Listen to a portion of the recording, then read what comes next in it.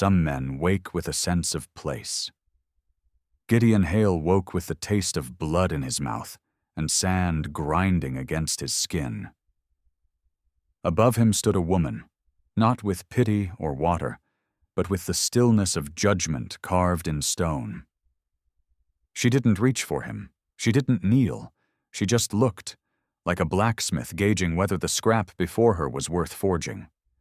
What Gideon didn't know was that Ta hadn't found him by accident.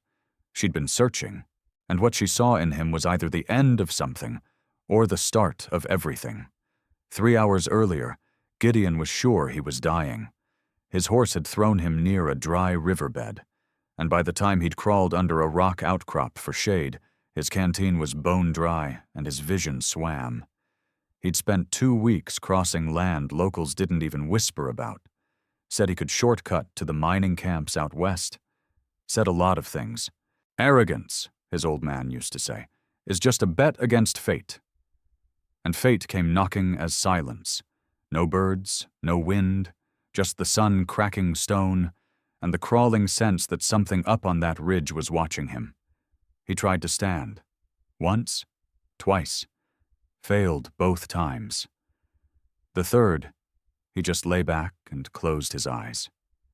Thought of Lila Harkin, his sister, and the way she looked when he'd told her he was leaving. Like she knew it was goodbye.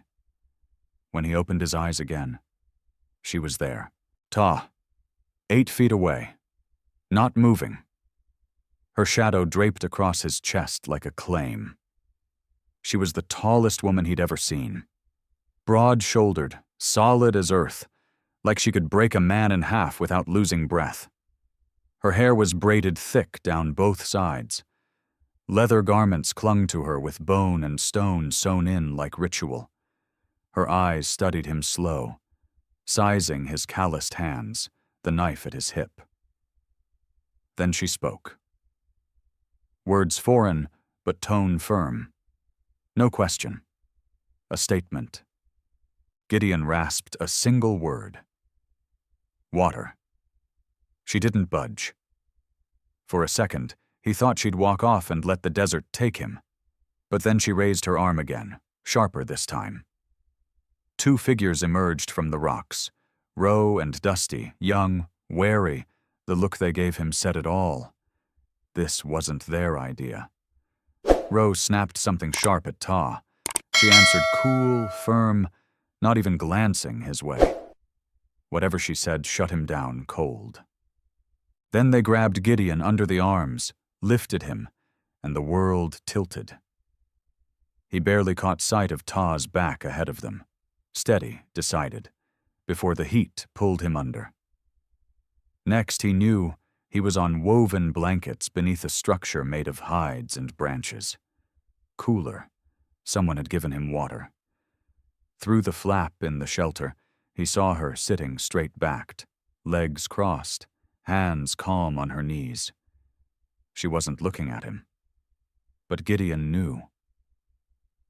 She felt the moment his eyes opened. He wasn't rescued. He'd been claimed. The first 2 days, he drifted in and out. The third, he managed to stay awake long enough to realize survival came with strings. Roe and Dusty brought food and water. Never spoke, never smiled. One of them, sharp-faced and lean, would place a bowl just out of reach, forcing Gideon to crawl. The message was clear. You're alive because she lets you be, not because we care. Ta came twice a day, once with the dawn, once when the light turned gold on the canyon walls. She'd crouch by the shelter's opening and just watch him eat. Never a word, just her presence, steady, immense. The first time Gideon whispered, "Thank you," she raised a hand. Not cruel, but final. Not yet. By the third day, he could sit upright. He saw more. The camp wasn't large, 15 maybe, but it was tight-knit, positioned with purpose. Shelters curved in a loose ring, shade maximized, vantage points clear.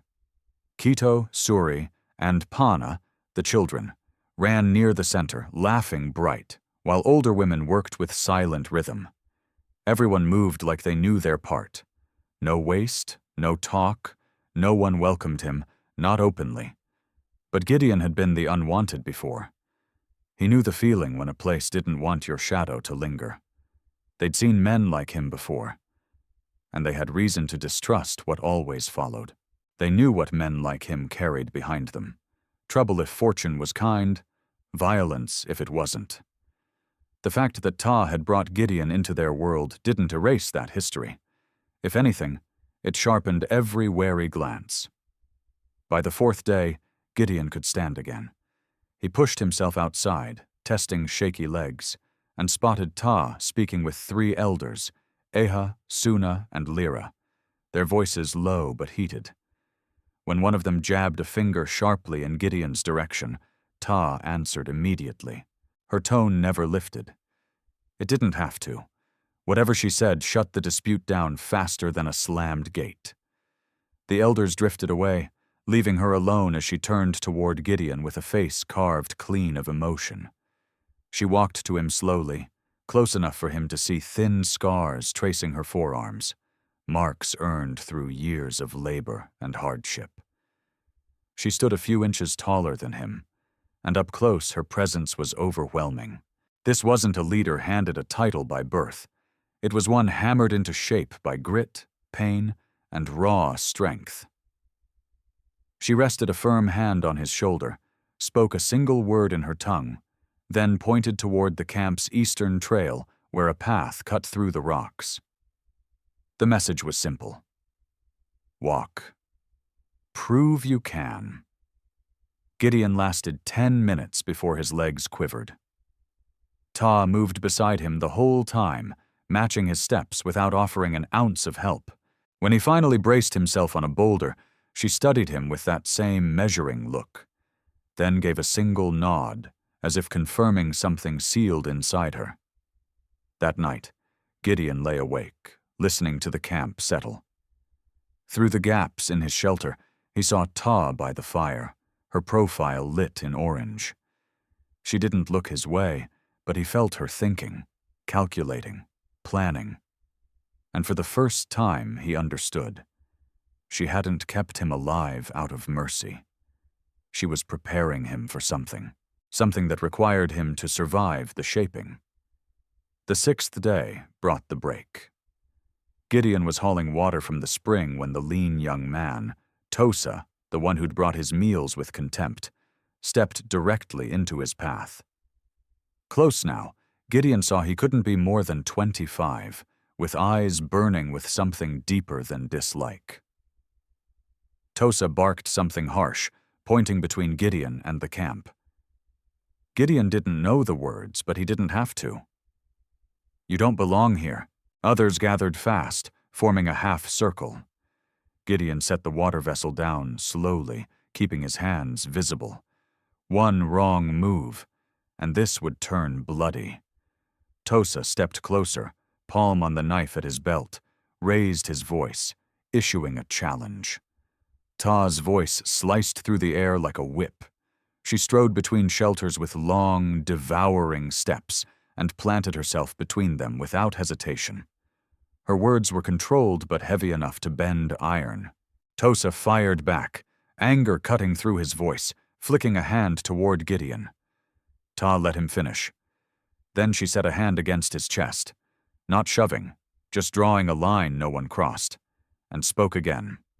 Whatever she said twisted his face with fury. He shot Gideon a look so full of hate it made Gideon's skin crawl, but he didn't dare cross the border Ta had drawn. After a tense moment, he spat a bitter word, turned, and stalked away. The others drifted off reluctantly, leaving Gideon alone with Ta. She faced him, this time not with the cold calculation he'd come to expect, but with something like frustration, maybe even doubt. She gestured for him to follow, and led him up a narrow trail winding through wind-cut stone. They climbed for 20 minutes until the camp below looked small against the wide, merciless land. Ta stopped at a flat shelf of rock overlooking the canyon. Arms crossed, she spoke in rough, broken pieces of his language, phrases she must have learned from wandering traders. My people. Few. She lifted her hand, fingers spread, then folded most of them down. Was many, now small. Gideon waited. This wasn't something she told lightly. Need strong. She touched her chest, then pointed to the camp below. Need future. Need blood that fights. She looked at him fully then, and the force of her gaze pinned him.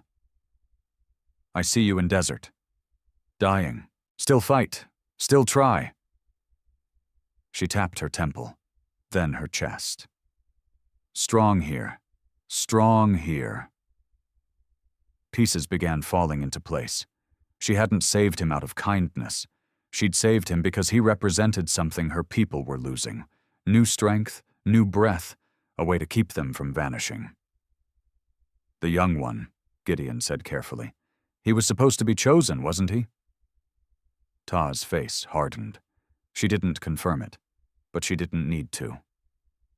Silence said enough. How many others wanted that honor? He pressed.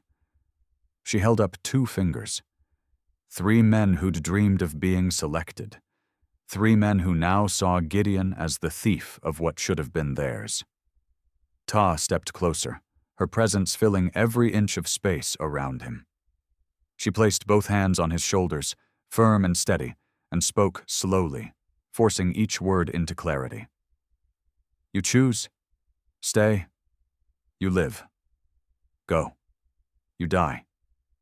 She stepped back, letting her hands fall to her sides. I choose you, Ta said. Now you choose. Then she turned and walked away, her figure shrinking down the trail, leaving Gideon Hale alone atop the outcropping. The land below stretched out in every direction, breathtaking, ruthless, and wholly unconcerned with whether he lived or died. Behind him, footsteps, light, controlled. Someone had followed. And Gideon didn't need to turn to know this wasn't someone wishing him a safe descent. He turned anyway, slow and steady. Tosa stood 15 feet away, hand resting on the hilt of his knife, body tight with the intent of a man who'd already decided how this was going to end. The sunset behind him bled copper and gold across the rocks, a perfect canvas for something violent. Tosa spoke. Calm. Cold. Gideon didn't need to know the language. The message was clear in the way he stood between him and the trail down. This wasn't going to be a conversation. I don't want to fight you, Gideon said, even knowing Tosa wouldn't understand. She made her choice. That's between you and her. Tosa spat to the side, then drew his knife. It gleamed in the fading light. Well kept, lethal. This wasn't a tool. It was a blade made for blood. He stepped forward, closing the distance in 3 strides. Gideon's choices vanished. Run, get stabbed. Fight, probably lose. Stand still. Definitely die. He raised his hands, palms out, and took a single step back toward the cliff's edge. Tosa smiled. Not joyfully, just the cold satisfaction of a man sure he had the upper hand. He lunged, and Gideon did the only thing he could think to do. He dropped low, snatched a fistful of gravel and sand, and hurled it into Tosa's eyes. The man recoiled, hand flying up instinctively.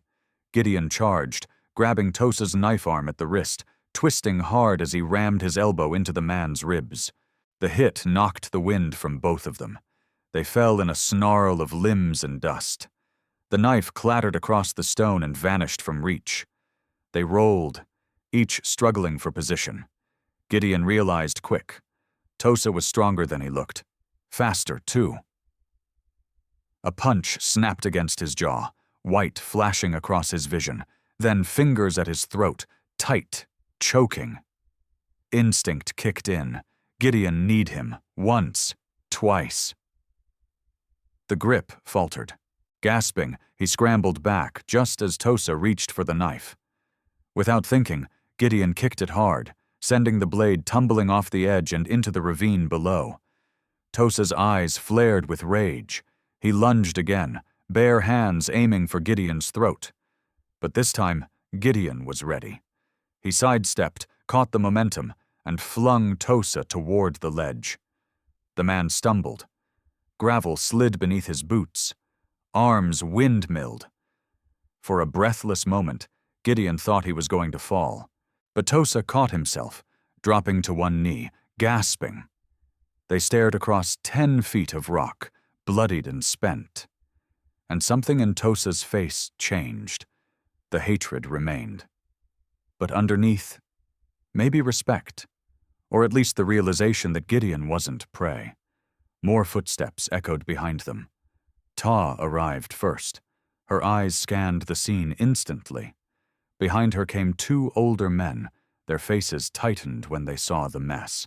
One barked something sharp at Tosa, who rose slowly to his feet, chest heaving. Ta passed Gideon without a glance and stopped in front of Tosa. She didn't raise her voice, but her words hit like hammer blows. Tosa flinched. When she finished, she pointed down the trail. Tosa hesitated, threw one last look at Gideon, and then obeyed. The 2 elders followed, leaving Ta and Gideon alone. She turned to him, looked at the blood on his mouth, the bruises forming on his neck. Then, without a word, she reached out and gently touched the swelling on his jaw. "You fight smart," she said in her rough English. "Not just strong." She stepped back, eyes turning toward the camp below. Fires had begun to flicker in the twilight. "Tomorrow we talk," she added. "Tomorrow you understand everything." Then she walked away, her shadow trailing behind her, and Gideon stood alone on the ledge, blood on his lips, wondering what kind of truth was waiting for him. Dawn came sharp and cold. He woke to find Eha sitting just outside his shelter, silent, waiting. She gestured, and he followed her through the quiet camp to a structure set apart from the others, larger, heavier with meaning. Inside, Ta sat with Suna, Lyra, and Eha. All eyes turned to him as he entered. This wasn't conversation. It was ceremony. Ta motioned for him to sit across from her, and he did, every part of him taut under the weight of their gaze. Suna was the first to speak. Her voice carried the weight of age, rough with memory. He didn't understand her words, but he understood the shape of them. She was telling a story about loss, about something breaking. When she finished, Ta leaned forward, hands resting on her knees, and the room fell to silence. Ta spoke slowly, shaping each sentence with care, stitching together words in Gideon's language like patchwork. "My people are dying," she said. "Not from war, not hunger, but from forgetting how to be strong." She paused to be sure he followed. "We were 50, now 15. Every year, fewer children, fewer warriors." She tapped her chest. "The blood runs too close. Brother, sister, cousin, same line, babies born weak, some die, some never come." Suna added something from the side, bitterness thick in her tone. Ta nodded. "Other tribes take our young men.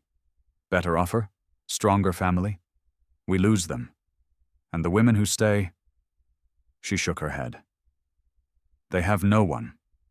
All men are kin. No choice but silence."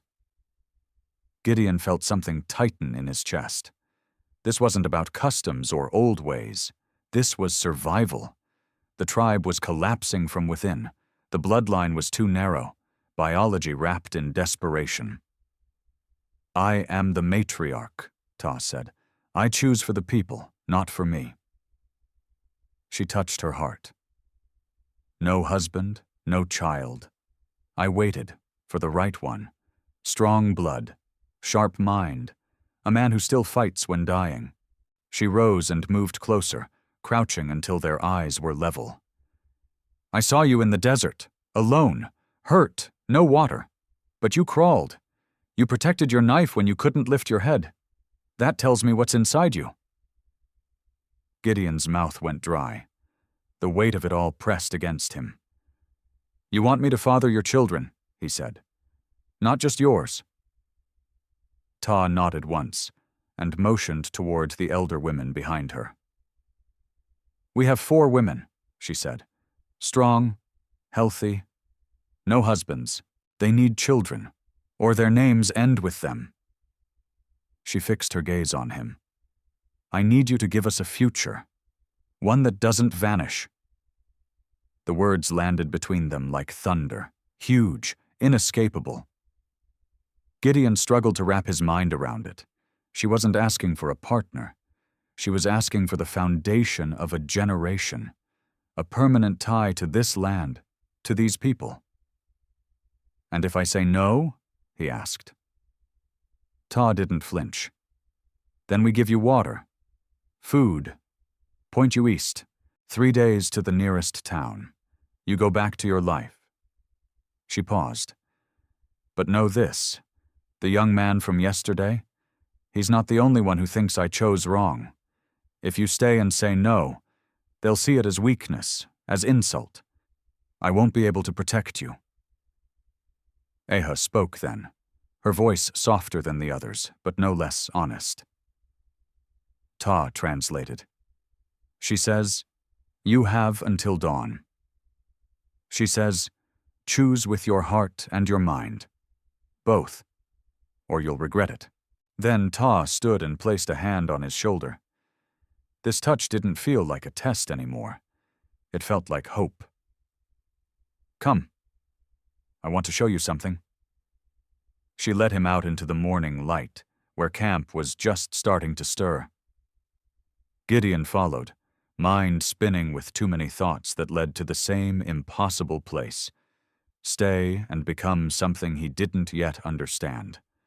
Or leave and never shake the feeling he'd walked away from the only people who truly needed him. At the center of the camp, Kito, Suri, and Pana played, laughter ringing clear beneath the sky. Ta stopped beside him. "That sound," she said, voice heavy. "It dies with us if you go. No children, no future, just old people waiting for dust."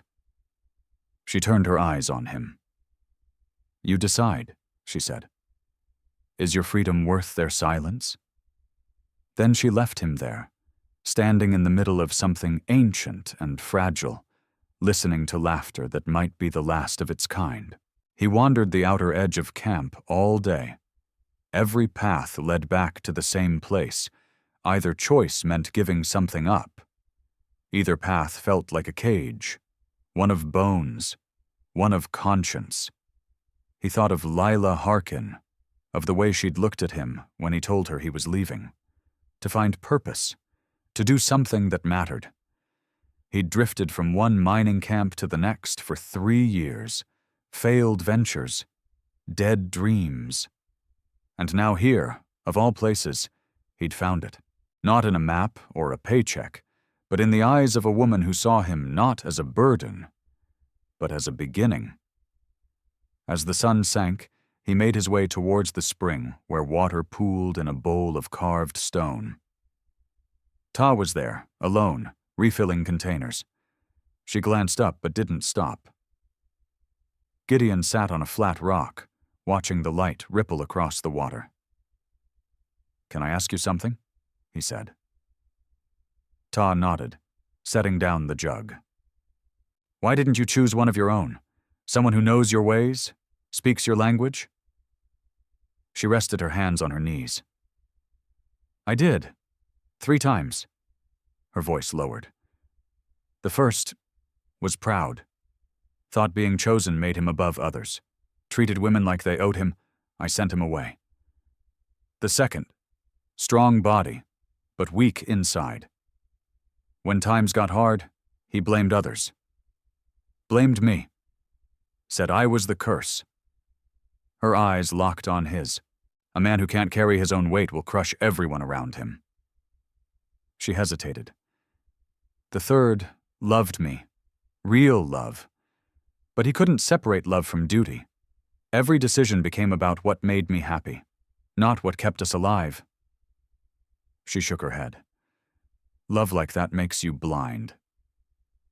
Gideon sat quiet, letting her words sink in. He understood now. She didn't need a hero.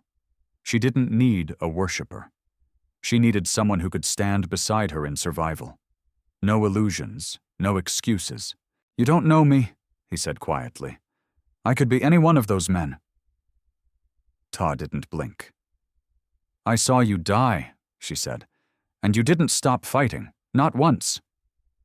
Even when your body was gone, your mind searched. That's not pride. That's not weakness. That's the part, Ta said, that keeps people breathing when everything else fails. She stepped closer, stopping just inches from Gideon Hale. Up close, he saw the fine lines around her eyes, the first hints of silver in her dark braids, maybe 5 years older than him, but every year marked in the way she stood, straight and steady. This was a woman who had carried her people on her back through things he couldn't begin to fathom. You're afraid, she said. Not a question, a fact. Good. Fear means you know what's at stake. A man without fear makes foolish choices.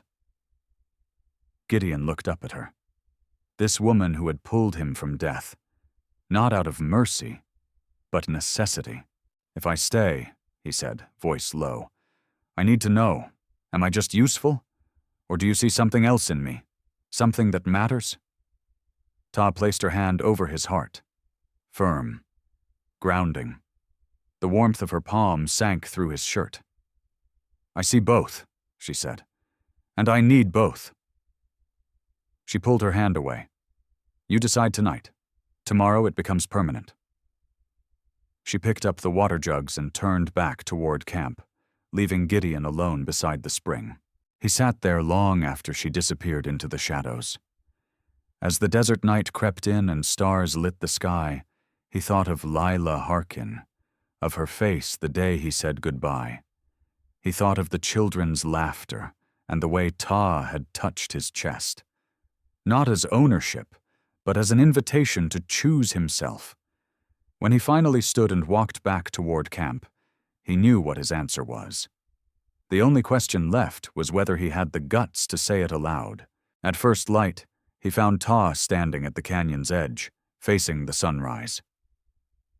She didn't turn, but her shoulders shifted, acknowledging his approach. Gideon stood beside her, close enough their arms nearly touched, waiting for his heartbeat to slow. I'll stay, he said. I'll do what you're asking. She was quiet for a long time.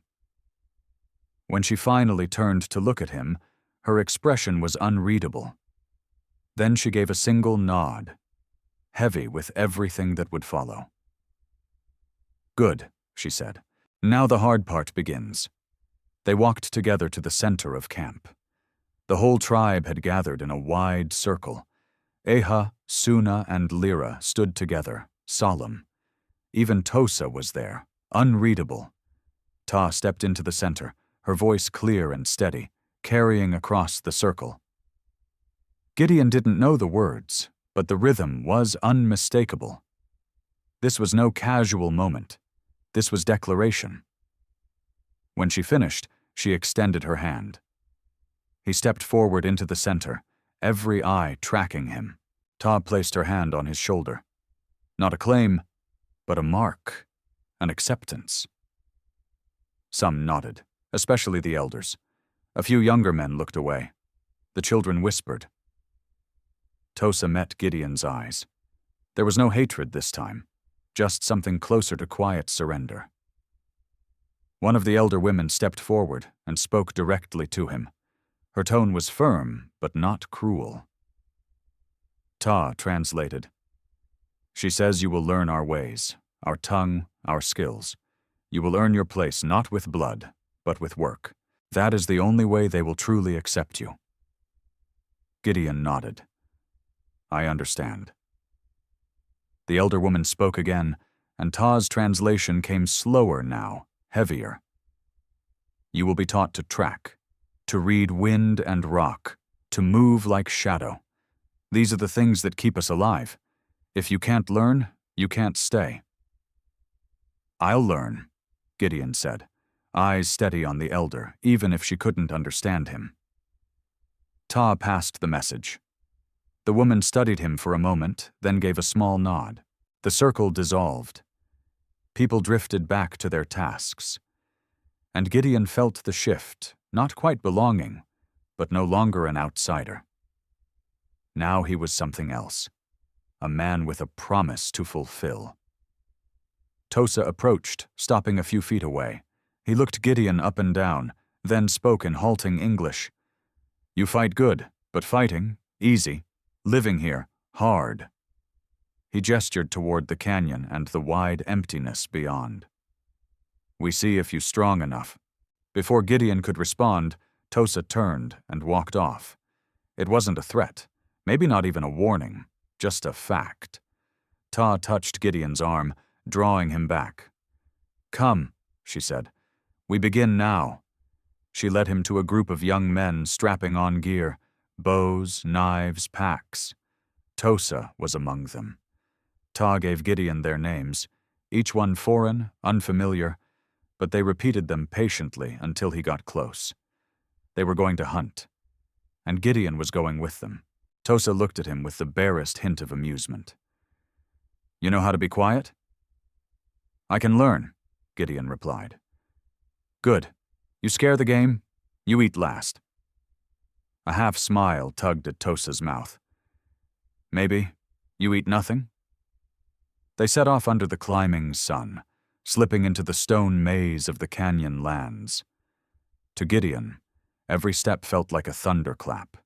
Every breath, too loud, too clumsy. But no one mocked him. Not this time. They didn't tell him how to be quiet. They just walked ahead, smooth, silent, part of the land itself.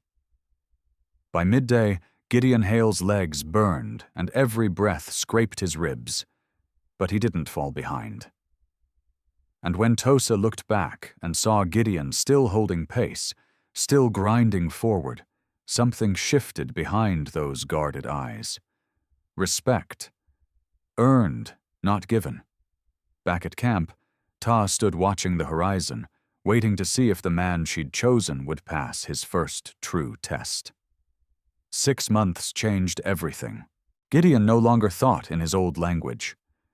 The tribe's words came first now, shaped by the cadence of the canyon and the people who lived in it.